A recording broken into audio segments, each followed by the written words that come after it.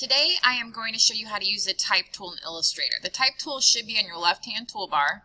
It's a capital T. If you click and hold, you will see that there are a lot of different Type tool options to select from.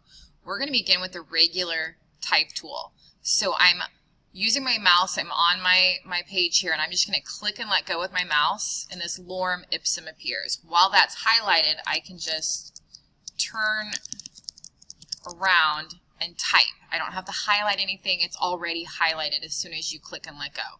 Now, once I have this here, I want to be able to edit text and the size. If you don't see character on the right-hand toolbar, come to the top to Window, and you can pull all the way down to Type. So again, I'm on Window, Type, and then you've got character, character styles, paragraph, all of your options here, and you can click on those to open them.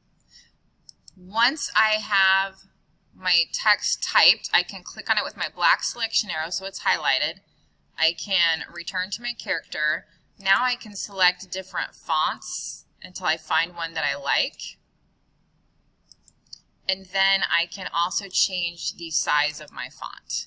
Now, I can take my Type tool and click and highlight one letter at a time, and I can double click on my fill, and I can change the colors. I'll do a little color theory here real fast.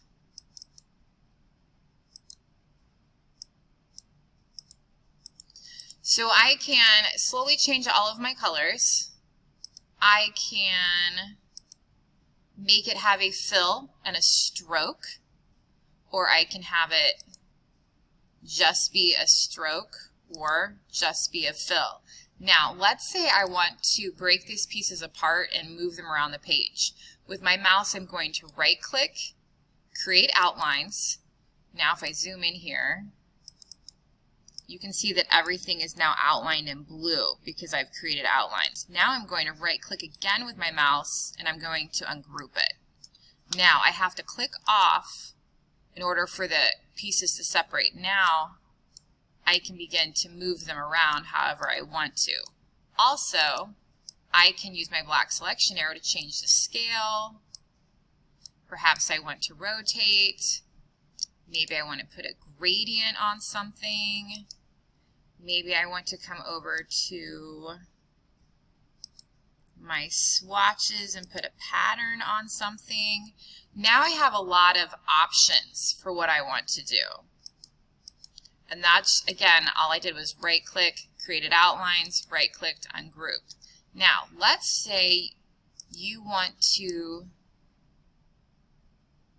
type on a path. I just used my paintbrush to draw a curvy line. I can go back to my Type tool, click and hold, get the Type on a Path tool.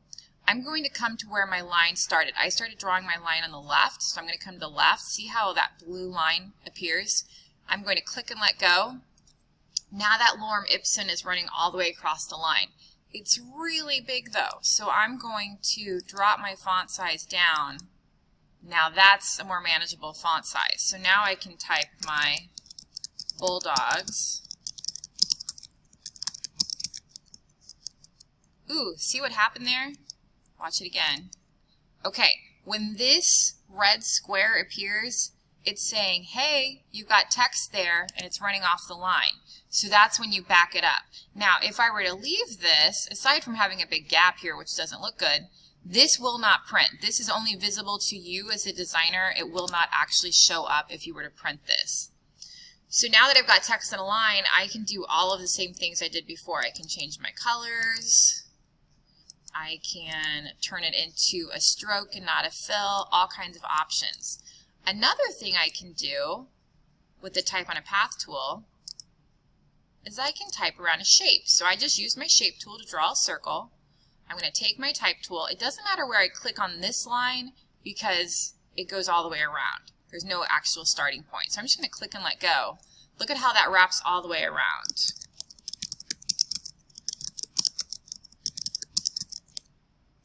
Bulldogs bull. So that's another cool thing you can do with the Type tool. Now, there's one other thing I want to show you. If you take the Type on a Path tool, click and let go, I'm going to go all caps BHS and just use my black selection arrow here to make it big. I can actually edit the way this text looks. So I'm going to right click again, create outlines, right click, ungroup, click off. Now I'm going to click on just my B. I'm going to go to the pen tool, click and hold, and get the delete anchor point. I'm going to zoom in here a little bit so you can really see this. See all these little dots that appear? If I click on them with my pen tool, I have to get right on it. Oops, see, it gives you an error message if you miss. See how it starts to edit? It edits the text. So I can change what the font looks like with the delete anchor point tool. I can even click on the space inside and start to delete anchor points. So there are a lot of really fun things you can do with just the type tool. You just want to remember that you always click and let go when you start with the type tool. I'll show you that again. So when you're on the type tool, just a regular type, click and let go. Some students make the mistake of clicking and dragging and making a text box. That can be really hard or almost impossible to edit later. So I don't want you to ever do that. I just want you to click and let go and then start typing. Okay? That's all I have for today.